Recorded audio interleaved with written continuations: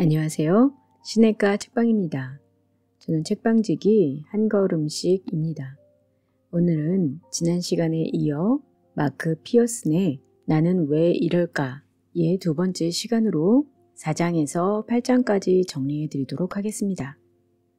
상처받은 인격을 치료하기 위한 첫 단계는 나의 성격은 하나님께서 주신 선물이란 사실을 인정하는 것입니다. 처음에는 믿기 어려운 말로 들릴지 모릅니다. 우리는 자기가 잘못한 것에 대해서는 틀림없이 잘 알고 있습니다.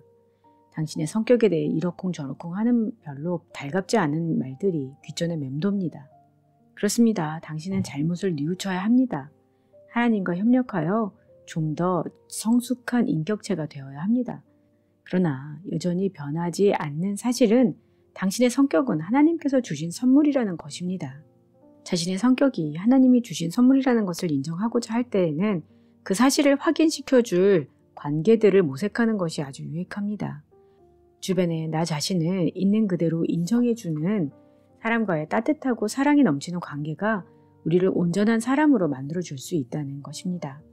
하나님께서 당신의 성격을 전혀 다른 것으로 바꾸시려는 것이 아니라 그 성격을 좀 더 낮게 발전시키기를 원하신다는 사실을 받아들이지 않는 한 내적 치유의 다음 단계들은 별 소용이 없을 것입니다. 그 사실을 믿기 전에는 하나님의 치유 과정에 협력하지 못할 것입니다.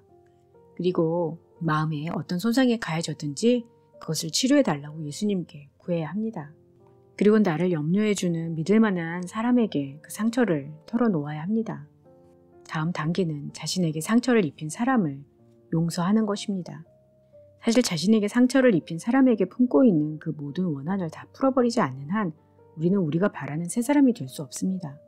상처가 당신에게 해를 끼치려는 고의적인 시도에 의한 것이든 아니면 당신을 지극히 사랑하는 사람의 잘못된 행동에 의한 것이든 마찬가지입니다. 증오는 심지어 당신을 학대한 사람을 향한 것이라 할지라도 죄악입니다. 그 다음으로는 허위에 근거한 옛 대본을 진실에 근거한 대본으로 다시 써야 합니다. 그 다음은 자신이 했던 어떤 잘못된 맹세 혹은 하나님께 순복되지 않은 어떤 영적 세력에게 요청했던 도움을 포기해야 합니다. 우리 인간에게는 자기와 반대 성격의 인물에게 마음이 끌리는 그런 성향이 있습니다. 대부분의 사람들은 자신의 약점이 무엇인지 알고 있으며 이따금씩 자신에게 그런 약점이 없다면 어떨까 하는 생각을 하면서 삽니다. 바로 그 때문에 자기에게 없는 어떤 특성이나 개성을 지닌 사람에게 마음이 끌리게 되는 것입니다. 더욱이 이런 사람들의 생각이나 행동은 자신의 그것과 전혀 다르기 때문에 거기에는 호기심을 자아내는 신비로운 요소도 있는 것입니다. 때때로 하나님께서는 사람들로 하여금 자기와는 전혀 다른 사람들과 함께 있게 하심으로써 좀 더 폭넓은 관점을 갖게 하고 그리하여 그 어떤 유형의 사람일지라도 다 하나님의 이름으로 섬길 수 있게 우리를 구비시키십니다. 그런데 놀라운 것은 처음에는 매력적으로 느껴지던 점이 나중에는 불화의 주된 요인이 되는 경우가 자주 있다는 사실입니다. 성격 유형의 차이로 인해 다른 사람과의 사이에 놓여진 장벽을 극복할 수만 있다면 우리의 삶은 훨씬 풍요로워질 것입니다. 그 걸림돌이 제거된다면 부부 사이와 친구 관계는 더욱 친밀해질 것입니다. 그리고 지배적이진 않지만 미약하게나마 내재하고 있던 자기의 성격에 대해서 상대방으로부터 배울 수도 있습니다. 자기 삶의 그림자 속에 숨겨진 부분이 만약 다른 사람이 가진 성격의 지배적 특성일 경우에는 그 부분을 더욱 명확히 볼 수 있습니다. 나이가 들어갈수록 그 그림자 부분이 겉으로 드러나는 게 사실인데 다른 사람에게서 그 부분을 관찰함으로써 그 부분에 대해 알아두는 것이 큰 도움이 됩니다. 저자의 부부도 둘이 성격이 너무 달라서 힘들었었는데 감사하게도 문제 해결을 위해 함께 노력했기 때문에 성격 유형상의 차이로 인해 둘 사이에 생긴 간격을 가로지를 다리를 놓을 수 있었다고 합니다. 먼저 이분들은 규칙적으로 자신을 하나님께 드렸고 차이점 문제를 함께 연구했습니다. 또 두 사람의 관계가 형성되어 가는 동안에는 상대방의 행동이나 태도 때문에 상처를 입는 영역이 어떤 영역인지 함께 살펴보았습니다. 또 필연적인 차이점들을 해결할 방법들을 모색했다고 합니다. 어떤 죄악된 행동이나 태도가 문제의 뿌리를 이루고 있다면 먼저 이것을 알아차리고 고백하고 사하심을 받아야 합니다. 그러나 단순히 성격 차이로 인한 문제라면 양측 모두의 권리와 감정을 존중하는 제3의 방법을 찾는 것이 좋습니다. 그리고 상대방의 언어로 이야기하는 법도 배워야 합니다. 내향성의 사람들은 외향성의 친구들과 대화할 때 특히 중요한 무언가를 이야기할 때는 힘있게 열정적으로 하려고 애써야 합니다. 외향성의 사람과 이야기할 때는 다양한 어휘를 사용하려고 애써야 합니다. 또 뜸을 들이지 말아야 합니다. 외향성의 사람들이 자기 마음대로 생각을 표현하게 두어야 합니다. 대신 외향성의 사람들은 내향성인 사람들에게 소음과 활력으로 내향성을 압도해서는 안 된다는 것을 기억해야 합니다. 내향성에게는 이야기를 기대하기 전에 먼저 생각할 시간을 줘야 합니다. 가능하다면 내향성의 상대로 하여금 시간의 흐름에 따라 당신을 알 수 있고 신뢰할 수 있게 해야 합니다. 감각형과 직관형의 의사소통을 보면 감각형과 이야기를 나눌 때는 사실을 진술할 때 간단하게, 직접적으로 그리고 일정한 틀에 맞춰서 이야기를 해야 하고 당신이 하는 말이 얼마나 현실적이며 실제 효과가 있는 것인지를 보여줘야 합니다. 가능한 예를 들어주면 더 좋습니다. 어떤 변화를 일으키고자 할 때는 그 변화가 과거의 방식에서 조금씩 지나는 것이지 결코 전면적인 변화는 아니라는 것을 보여줘야 합니다. 직관형과 이야기할 때는 가능한 그들의 창조적 상상력을 높이 평가해 주어야 합니다. 강론이 총론과 어떤 관계련이 있으며 미시적인 것이 거시적인 것과 어떻게 연관되고 또 업무는 기능에 어떠한 영향을 미치는지 보여주어야 합니다. 직관형들에게 아주 중요한 단어인 미래와 가능성들에 대해 가능한 많이 생각을 해야 합니다. 사고형과 감정형 간의 의사소통을 할 때에는 침착하고 객관적인 자세를 취하려고 노력해야 합니다. 사고형이라 해서 감정이 없는 것은 아니지만 이들은 실질적인 방법으로 보여지는 사랑을 더 잘 감지합니다. 다른 사람의 감정도 그들의 사고만큼 비중 있는 하나의 현실임을 이야기해 주는 것이 좋습니다. 감정형과 의사소통을 할 때는 용건을 처리하기 전에 먼저 인간관계를 수립하는 것이 중요합니다. 그들과 대화할 때는 더 활기차게 더욱 정서적으로 대하려고 노력해야 합니다. 감정형에게 대화는 단순히 정보를 나누는 것 이상의 의미가 있습니다. 이들에게 대화는 곧 마음을 나누는 것입니다. 판단형 대 인식형. 인식형의 판단형과 대화할 때는 의사결정을 할 준비를 하고 있어야 합니다. 판단형과 함께 어떤 일을 계획했는데 만약 일정을 어겨야 할 경우가 생기면 반드시 이에 대해 알려줘야 합니다. 계획에 대해 알고 있는 것을 중시하기 때문입니다.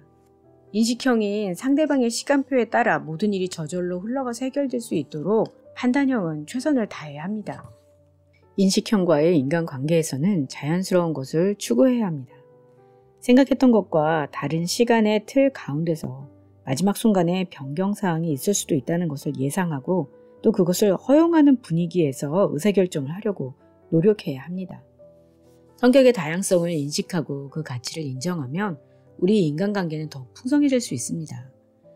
우리가 자기와 전혀 다른 성격을 가진 사람과도 인간관계를 맺을 수 있음을 알아야 하고 상대와 나 사이의 장벽은 무너지고 그 간격에는 다리가 놓입니다. 우리는 반대 성격을 지닌 사람들로 인해서 못 가볼 뻔했던 삶의 영역들에 접근해 갈 수 있습니다. 우리 자신의 그런 영역, 즉 좀처럼 드러나지 않은 우리 인격의 그 측면들이 다른 사람에게 두려움의 대상이 되기보다 그들에게 포용될 수 있다는 의미이며 그 측면을 잘 아는 사람의 손을 빌려 그 측면을 활용하는 법을 배울 수 있다는 것입니다. 성격 유형 이론의 연구 이외에 사랑과 기도로서 인간관계에서 경이로운 일들을 이뤄낼 수 있습니다. 성격 유형에 대한 이해가 있으면 상호 교제에 도움이 될 뿐만 아니라 단체 생활에서도 변화를 가져올 수 있습니다.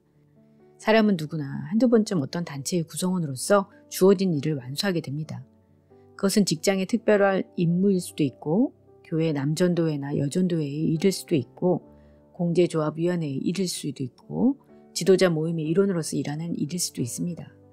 이런 일을 하면서 조금 주의를 기울여보면 성격의 문제가 우리 주변에서 심심치 않게 제기되고 있다는 놀라운 사실을 발견하게 됩니다. 성격의 차이점들을 비교적 규모가 큰 단체의 대표적 특징으로 삼거나 혹은 각 사람의 은사와 스타일과 관점의 폭넓은 반경에 따라 일을 준다면 그 차이점으로 인해 그 단체는 더욱 풍성해질 수 있습니다. 반대로 이런 차이점들은 그 단체의 목표 성취를 방해하거나 회방할 수도 있습니다. 사람들 간의 다툼이라는 수렁에서 빠져나오지 못하는 단체가 한둘이 아닙니다.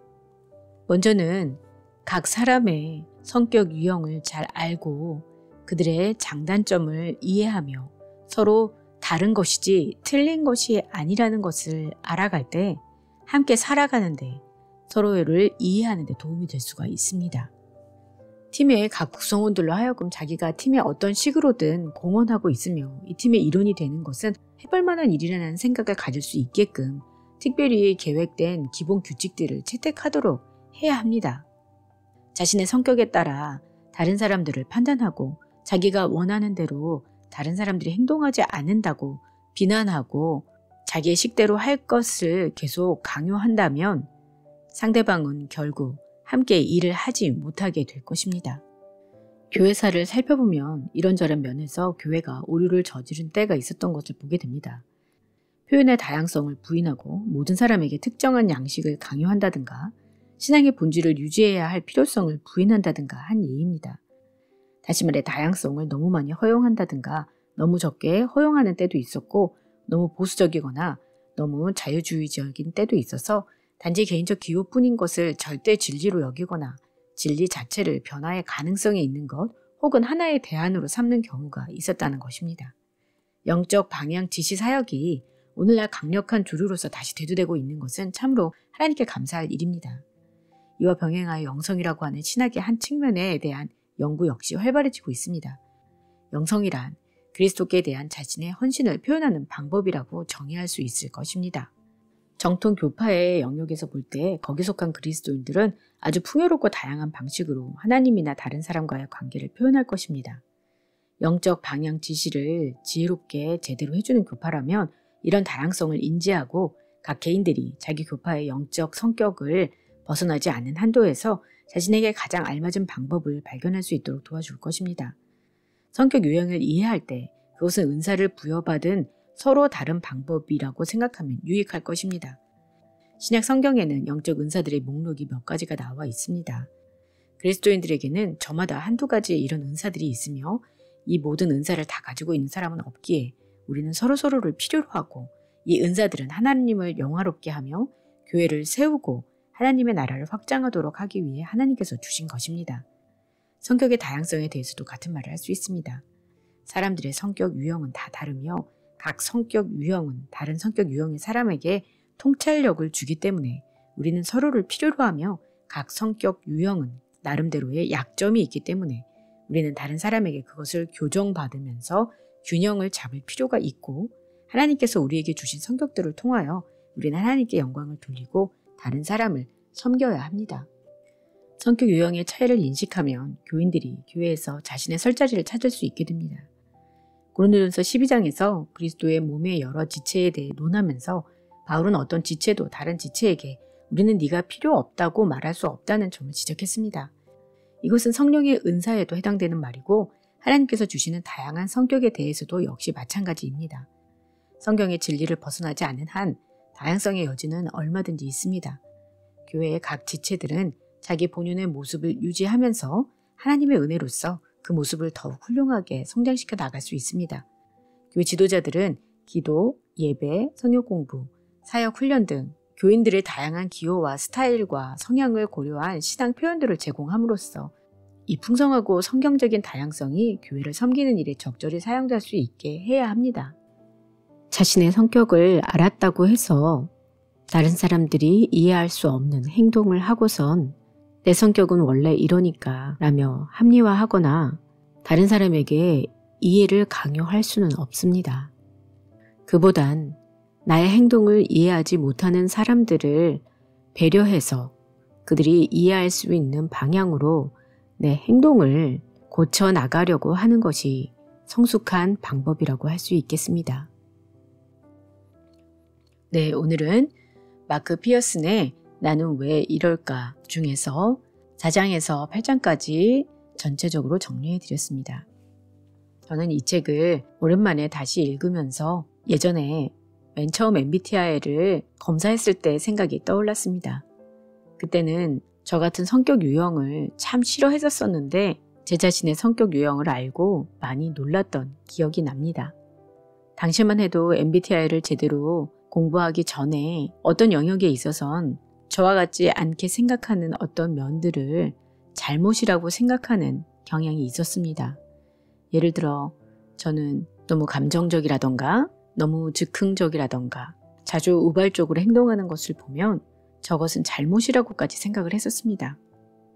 그러나 하나님께서 지으신 성격 중에 잘못된 것은 없고 다만 각자의 특성이 있을 뿐이고 우리는 그것에 대해서 서로를 이해하고 받아들이고 용납해야 함을 배우면서 저는 사람에 대한 이해와 하나님 안에서 하나가 되어 가는 것들에 대해서 많이 배우게 되었던 것으로 생각이 납니다. 지금도 여전히 다른 사람을 이해하는 데 좋은 도구로 쓰이고 있다고 생각이 드는데요.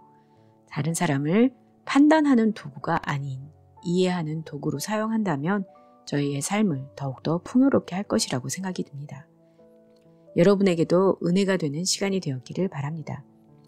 그럼 다음 시간에 새 책으로 돌아올게요. 안녕히 계세요.